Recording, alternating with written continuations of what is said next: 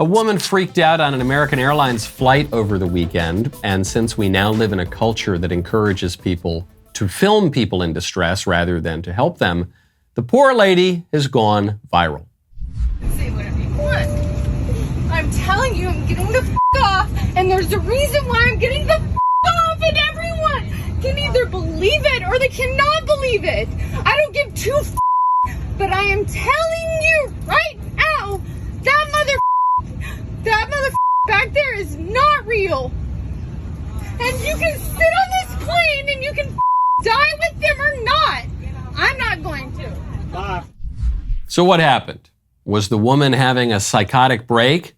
Did she have a few too many drinks at the airport bar? Was her seatmate not real? I don't know.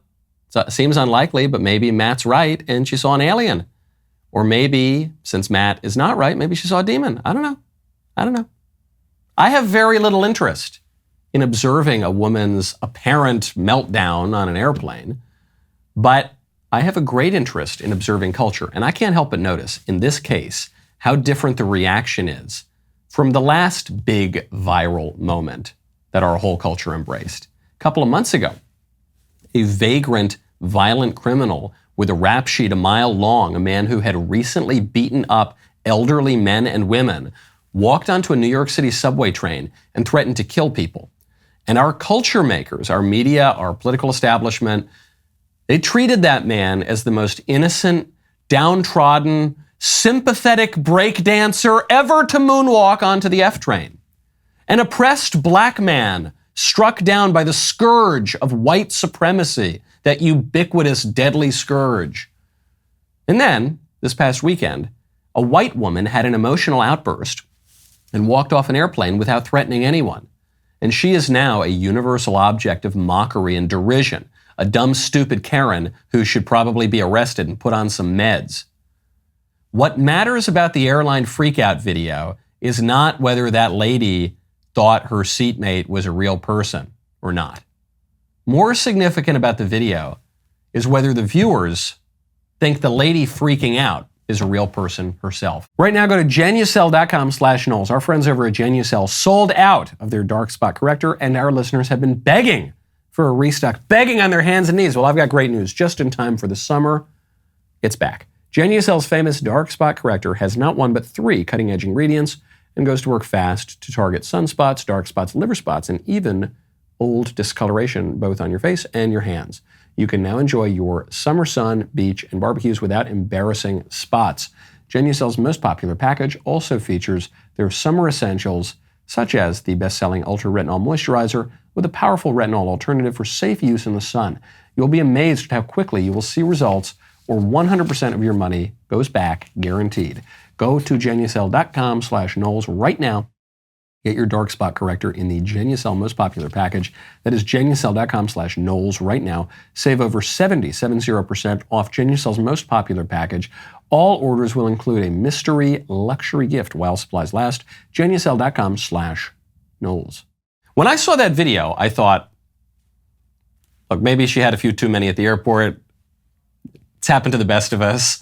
But what did she see? She probably saw something. She's clearly afraid of something, and because I recognize that there is spiritual warfare in the world, I thought, maybe she saw something that at least signified or symbolized something that might be real and genuinely scary. And then my associate producer, young Jacob today, or was it Mr. Davies? One of the two of them points out that there's a follow-up video by a guy who says he's the one who freaked the woman out, and the guy turns out to be a face-tattooed Freemason who called himself Lucifer. All right, so the internet has heard the story of the woman on the plane with the reptilians. But thanks to her delaying the flight, I just got home, so now it's my opportunity to tell my side of the story as the guy in the hoodie.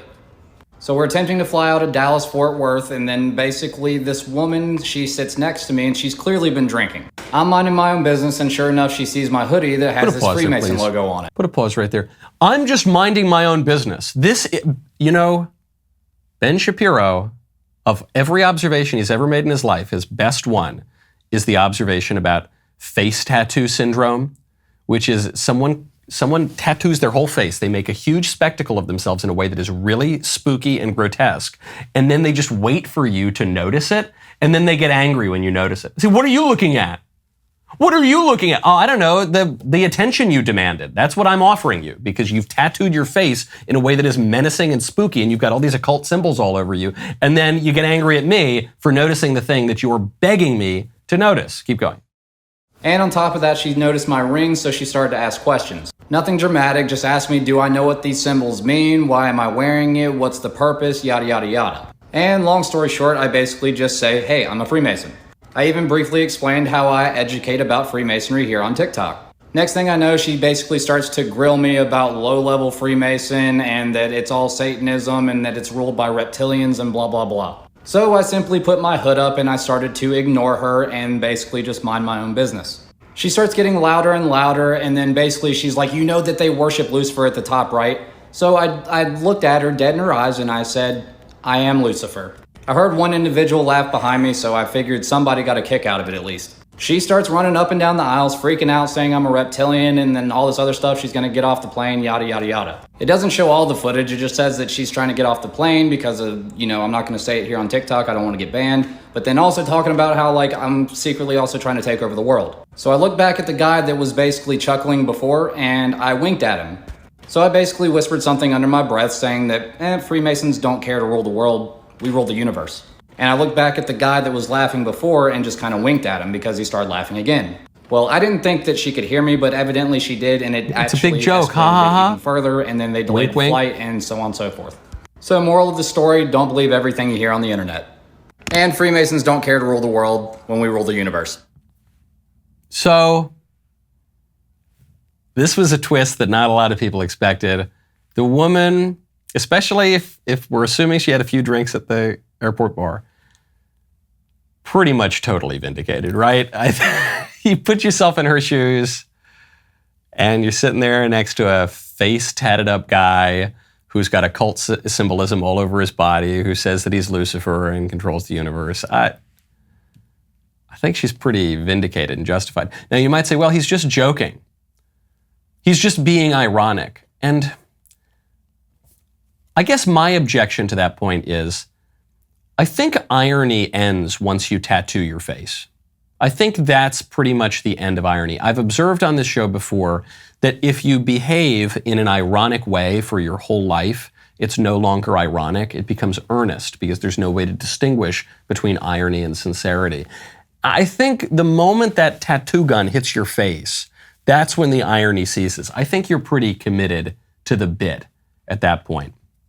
And esotericists and hermetic sort of cults that worship illumination and all that sort of thing. I don't know if you're saying that you control the universe and you got the tats and the symbols. I'm not saying I would have stormed off the plane. I probably just would have said a couple of prayers.